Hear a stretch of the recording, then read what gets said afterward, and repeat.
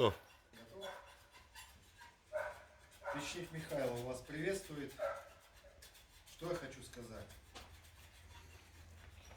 Что печная профессия подразумевает под собой великую самоотверженность.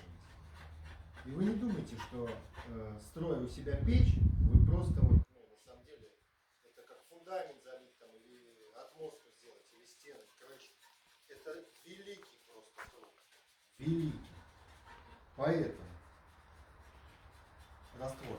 Студию мы делаем сегодня камин.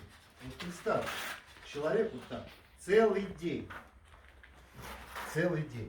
спина в напряжении, ноги в напряжении. Я молчу уже про голову и руки. Вы представляете, что это такое вообще? Поэтому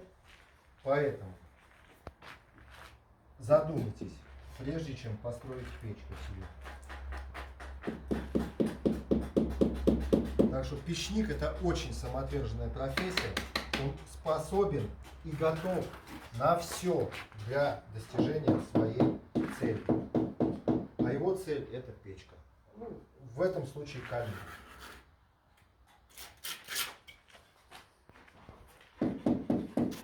На канал подписочку, палец вверх, Печник Михайлов.